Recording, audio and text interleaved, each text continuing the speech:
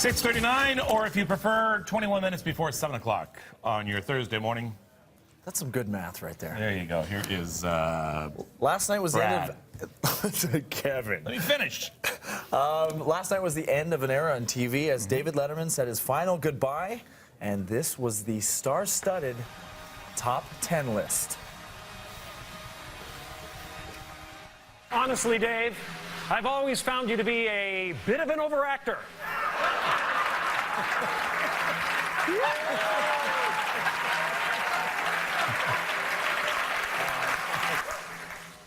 I'm just glad your show is being given to another white guy.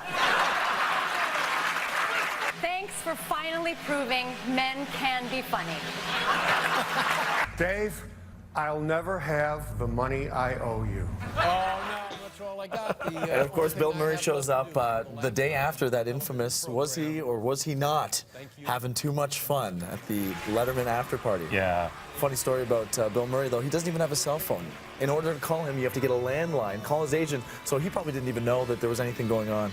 But Stephen Colbert does take over in September, but we had a few farewell tweets from some famous people. One famous Canadian, Will Arnett.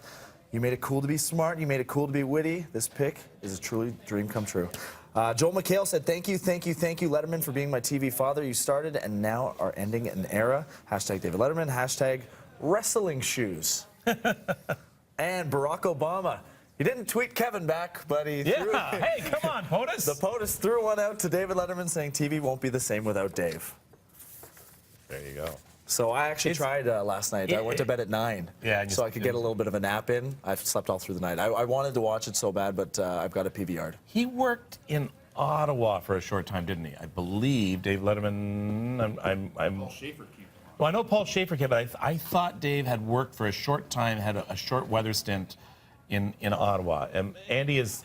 We're looking it up right now. I think he did.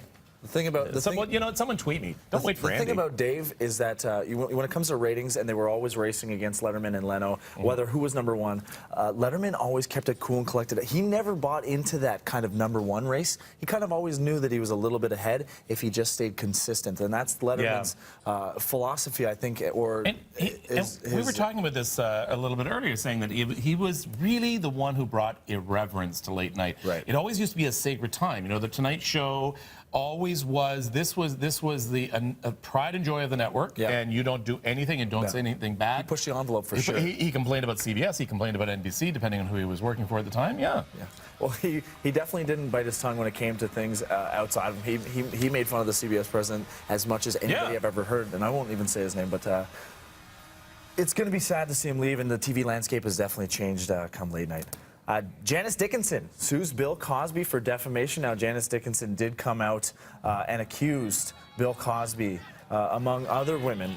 She was one of the many women that came out and accused Bill Cosby, but now she's suing him for defamation, saying that when she came out and made her accusations public, that Bill Cosby could be in consideration for causing her defamation, because this is the thing about Janice. She's been having a tough go since the 80s. She was one of the most massive female models at that time, switched to reality TV, was in a couple stints in celebrity rehab, has had a tumultuous last couple of years, and this just adding to it, among with what's going on in this, and Bill especially coming out last week and pretty much deflecting everything that happened.